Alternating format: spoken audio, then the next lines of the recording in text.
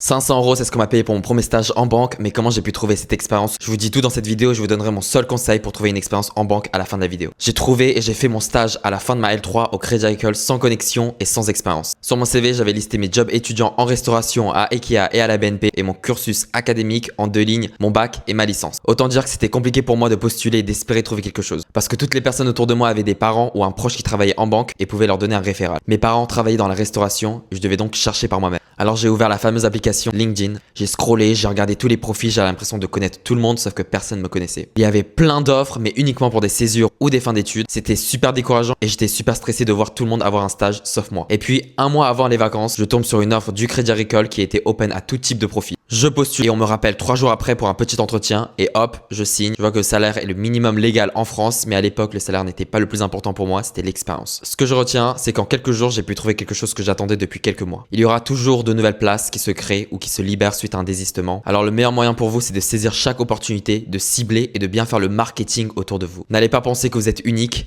vous ne l'êtes pas. C'est quelque chose que beaucoup négligent, mais un LinkedIn complet avec une belle photo, un beau CV détaillé à la Harvard et surtout des messages courts, personnels et impactants qui peuvent toucher la personne à qui vous écrivez valent beaucoup plus qu'un call message que tout le monde envoie. Il s'agit de se différencier dans un univers où l'on veut que tout le monde soit pareil. Commentez CV et abonnez-vous et je vous enverrai le modèle que j'utilise.